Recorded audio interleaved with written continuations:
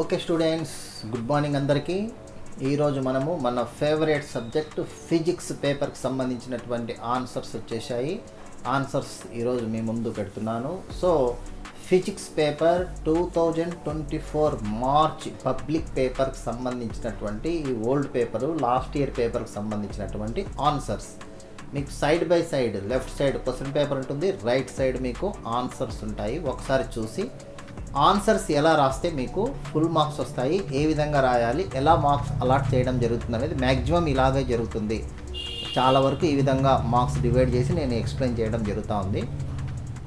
ఇది మీరు ఒకసారి గమనించి 60కి 60 మార్క్స్ ఏ విధంగా తెచ్చుకోవాలనేది ఒకసారి మనం చూద్దాం. రైట్, ఇప్పుడు క్వశ్చన్స్ చూసినట్టయితే చూడండి. ఫస్ట్ క్వశ్చన్ ఏ విధంగా ఉంది, ఎలా అని చూద్దాం. ఇప్పుడు ఫస్ట్ క్వశ్చన్ చూడండి, ఏ విధంగా రాయాలి.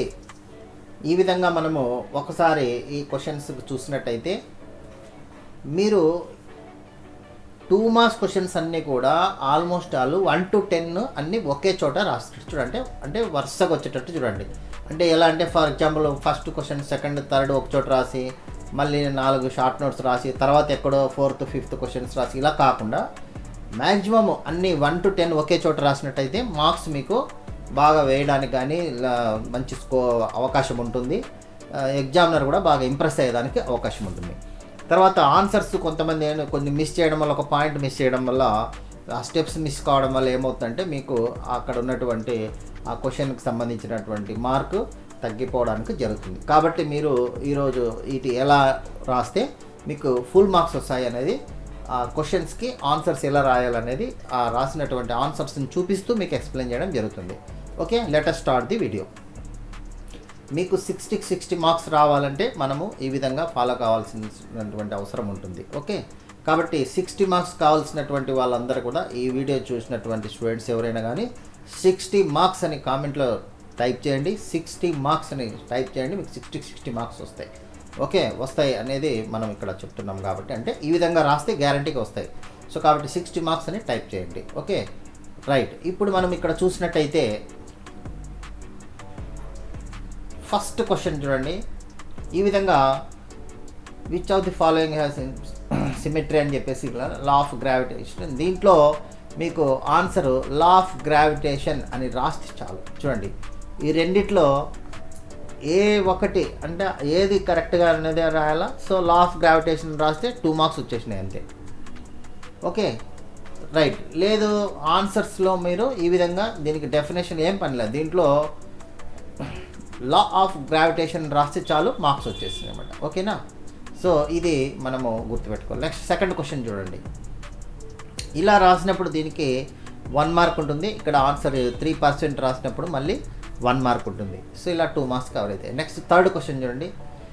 State boils law and Charles లా అన్నాడు. థర్డ్ క్వశ్చన్ చూడండి, బాయిల్స్ లా అండ్ చార్లెస్ లా అన్నారు. దీంట్లో జాగ్రత్తగా బాయిల్స్ లాకు 1 మార్క్, అట్లాగే చార్లెస్ లా రాస్తే 1 మార్క్. దీంట్లో ఈ విధంగా మీరు గుర్తుపెట్టుకోండి. సో ఒక్కోసారి ఫార్ములా వేసినా కూడా మార్క్స్ ఇస్తారు, కానీ డెఫినేషన్ కరెక్ట్గా రాయండి, ఫార్ములా కూడా వీలైతే వేయండి. అట్లాగే డెఫినేషన్ రాసి ఫార్ములా వేస్తే మీకు ఫుల్ మార్క్స్ వచ్చేస్తాయి. ఇది 2 మార్క్స్ క్వశ్చన్. నెక్స్ట్ 4th క్వశ్చన్కి వెళ్ళినట్లయితే చూడండి, ఈ విధంగా ఈ 4 మార్క్స్ క్వశ్చన్కి ఇలా రాయాలి. దీనికి టోటల్గా ఇలా రాసినప్పుడు 2 మార్క్స్ వస్తాయి. Next 5th question conservation 2 marks అనమాట, ఈ విధంగా రాయాలి. నెక్స్ట్ ఫార్ములాకు 1 మార్కు, అట్లాగే 6th క్వశ్చన్ తీసుకుంటే ఇలా సబ్స్టిట్యూషన్ అండ్ ఆన్సర్ రాసినప్పుడు దానికి 1 మార్క్ ఉంటుంది అనమాట.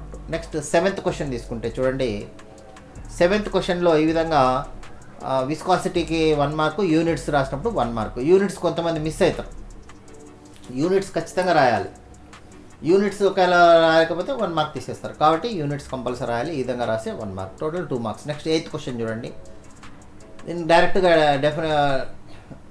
ఫ్యూజన్ గురించి రాసినప్పుడు మీకు ఒక 2 మార్క్స్ వచ్చేస్తాయి అనమాట. Okay, 2 marks. Next 9th question చూడండి, ఆన్సర్ ఈ విధంగా రాస్తే 2 మార్క్స్ వచ్చేస్తాయి. ఓకే, నెక్స్ట్ 10th క్వశ్చన్ చూడండి. ఫార్ములా రాసినప్పుడు మీకు 1 మార్క్ వస్తుంది, సబ్స్టిట్యూట్ చేసి ఇలా రాసినప్పుడు 1 మార్క్ వస్తుంది, టోటల్గా 2 మార్క్స్. అక్కడికి షార్ట్ నోట్స్ అయిపోతాయి, అంటే టోటల్ 10 అయిపోయినాయి. నెక్స్ట్ సెక్షన్ బిలోకి వెళ్తాం. సెక్షన్ బిలో మీరు ఓన్లీ 6 క్వశ్చన్స్కి ఆన్సర్ రాయాలి. 11th క్వశ్చన్ చూడండి ఎలా ఉంది. 11th క్వశ్చన్ చూడండి, ఈ విధంగా మొత్తం 11th క్వశ్చన్ రాయాలి. ఇలా రాసినప్పుడు చూడండి కేస్ 1 ఇలా రాసి 2 మార్క్స్, ఇట్లా కేస్ 2 రాసి 2 మార్క్స్, దానికి ఇట్లా రాసినప్పుడు సో టోటల్ కలిపితే 4 మార్క్స్ వస్తాయి. ఇదంతా రాసినప్పుడే మీకు 4 మార్క్స్ రావడం జరుగుతుంది. నెక్స్ట్ 12th క్వశ్చన్ తీసుకోండి. చూడండి 12th క్వశ్చన్లో డయాగ్రాము ఇలా వేసినప్పుడు 1 మార్క్, తర్వాత ఇలా టీ ఈక్వల్ ఇలా రాసినప్పుడు 1 మార్క్, తర్వాత ఇలా రాసినప్పుడు వై ఈక్వల్ ఇదంతా రాసినప్పుడు 1 మార్క్, లాస్ట్కి ఇలా రాసినప్పుడు 1 మార్క్. ఇలా టోటల్ కలిపితే మనకు 4 మార్క్స్ వస్తాయి. ఇది 12th.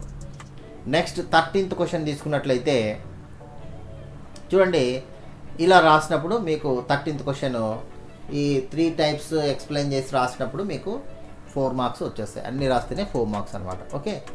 నెక్స్ట్ 14th క్వశ్చన్ తీసుకున్నట్లయితే సో ఇలా మీకు 1 మార్క్ 1 మార్క్ 1 మార్క్ 1 మార్క్ అని లాస్ట్గా టోటల్గా 4 మార్క్స్ ఈ విధంగా డివైడ్ అయినాయి. ఇలా రాసినప్పుడు వాటికి 4 మార్క్స్ వస్తాయి. నెక్స్ట్ 5th క్వశ్చన్ తీసుకున్నట్లయితే చూడండి 5th క్వశ్చన్ ఈ విధంగా 1 మార్కు, ఇక్కడ 2 మార్క్స్, తర్వాత 1 మార్క్ ఇలా డివైడ్ అయినాయి మార్క్స్ అనమాట. అంటే 15th క్వశ్చన్ అనమాట ఇది. సో క్వశ్చన్ ఇలా ఎక్కడ ఏముంది అనేది ఇక్కడ చూడండి. క్వశ్చన్ ఇదిగోండి క్వశ్చన్. సో దీనికి ఆన్సర్ ఈ విధంగా ఇలా రాస్తే 1 మార్క్, ఇలా రాస్తే 2 మార్క్స్, ఇలా రాస్తే 1 మార్క్. ఓకే. నెక్స్ట్ 16th క్వశ్చన్కి వెళ్దాం. 16th క్వశ్చన్ ఆన్సర్ తీసుకున్నట్లయితే చూడండి ఈ విధంగా రాయాలి. ఇలా రాసినప్పుడు 1 మార్క్, దానికి యూజెస్ మళ్ళీ 3 మార్క్స్ ఉన్నాయి కాబట్టి జాగ్రత్తగా మీరు రాయండి. డెఫినేషన్ వాటికి వచ్చేసి 1 మార్క్ ఉంటుంది, యూజెస్కి వచ్చేసి 3 మార్క్స్ ఉన్నాయి కాబట్టి ఎన్ని 3 యూజెస్ రాయాలి. 2 రాసి వదిలేస్తే 2 మార్క్సే వస్తాయి. అక్కడ 1 మార్క్ మిస్ అయ్యేదానికి ఛాన్స్ ఉంటుంది కాబట్టి ఒక యూజ్ ఎక్కువే రాయండి. మీకు తెలిసింటే ఒక యూజ్ ఎక్కువే రాయండి. ఏదైనా ఒకవేళ మిస్టేక్ పడినా 3 అన్నప్పుడు 1 తప్పైనా కూడా మిగతా 3 కరెక్ట్ అయ్యి కాబట్టి మార్క్స్ వస్తుంది అన్నమాట. నెక్స్ట్ 17th క్వశ్చన్కి వెళ్దాం. 17th క్వశ్చన్ చూడండి ఈ విధంగా ఇలా రాసినప్పుడు ఫార్ములా వేస్తే 1 మార్కు, ఈ విధంగా ఇలా రాస్తే 1 మార్కు, ఇలా రాస్తే 1 మార్కు, ఇలా రాస్తే 1 మార్క్, టోటల్ 4 మార్క్స్ ఈ విధంగా డివైడ్ అయినాయి. ఓకే. నెక్స్ట్ 18th క్వశ్చన్కి వెళ్దాం. 18th క్వశ్చన్ చూడండి కండక్షన్ గురించి ఈ విధంగా మొత్తం రాసినప్పుడు మీకు 4 మార్క్స్ వచ్చేస్తాయి అనమాట. ఓకే. ఇక్కడికి సెక్షన్ సి కంప్లీట్ అయిపోయింది. నెక్స్ట్ సెక్షన్ బి కంప్లీట్ అయిపోయింది. నెక్స్ట్ సెక్షన్ సికి వెళ్దాం. Long answer questions.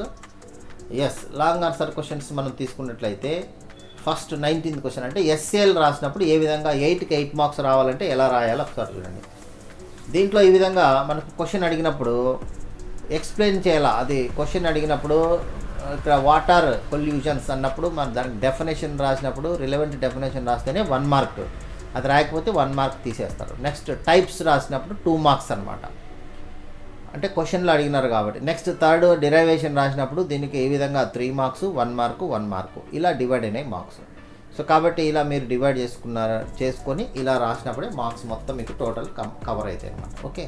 ఇది 19th question SA 8 marks question. Okay. Next 20th question చూడండి ఒకసారి. 20th క్వశ్చన్ రాసినప్పుడు ఎలా రాయాలి 20th క్వశ్చన్. సో సింపుల్ పెండలం గురించి ఇది ఎక్స్ప్లెయిన్ చేసినప్పుడు దీంట్లో ఫస్ట్ డయాగ్రామ్కు 1 మార్కు చూడండి ఇలా ఉంటుంది అనమాట. డిరైవేషన్కు 6 మార్క్స్, ప్రాబ్లమ్కు 1 మార్కు, టోటల్ 1 + 6 + 1 = 8 మార్క్స్ ఇలా డివైడ్ అవుతాయి అనమాట మార్క్స్. సో కాబట్టి మీరు ఈ విధంగా మీరు ఎక్స్ప్లెయిన్ చేస్తూ రాయాల్సి ఉంటుంది అనమాట. సో దీంట్లో ఈ విధంగా ఎక్స్ప్లెయిన్ చేసినప్పుడు 1 మార్కు 1 మార్కు, తర్వాత ఇక్కడ 1 మార్కు 1 మార్కు ఇలా ఉన్నాయి టోటల్గా. సో డివైడ్ అయిపోయి మార్క్స్ లాస్ట్కి మనకి ఈ విధంగా ఆల్టర్నేటివ్ మెథడ్లో కూడా రాసినా కూడా మీకు మార్క్స్ అలాట్ చేయడం జరుగుతుంది. కాబట్టి ఇలా చూడండి ఆల్టర్నేటివ్ మెథడ్లో కూడా మీరు ఇలా రాసినప్పుడు మార్క్స్ ఎలా వస్తాయనేది మీరు ఒకసారి ఇది సెకండ్ మెథడ్ ఇలా కూడా మీరు రాయొచ్చు. మార్క్స్ డివైడ్ అయినాయి. ఓకే. ఒకసారి జాగ్రత్తగా చూసుకోండి. నెక్స్ట్ ఇది ప్రాబ్లము దానికి కూడా వచ్చి next 21st question last question చూడండి. ఈ విధంగా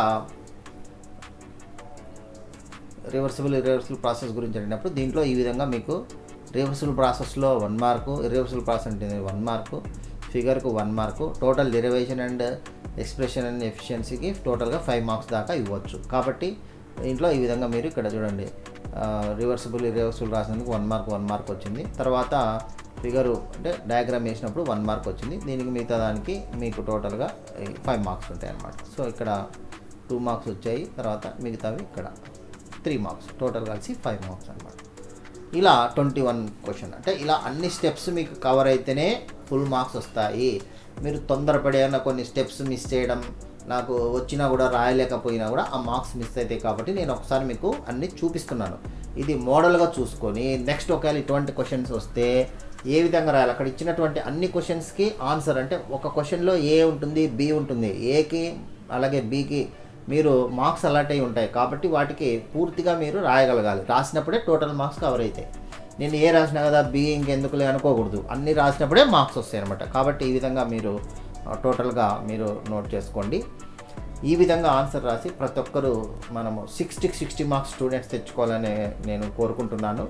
60 మార్క్స్ ఎవరైతే తెచ్చుకుంటామనుకుంటున్నారో వాళ్ళందరూ 60 అని కామెంట్ చేయండి. Thank you.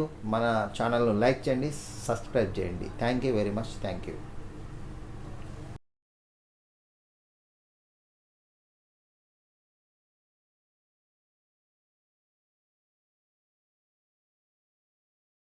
Very much.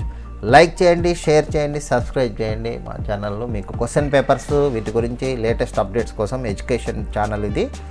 Subscribe చేసుకోండి, లైక్ చేయండి, షేర్ చేయండి. Thank you very much. Thank you very much.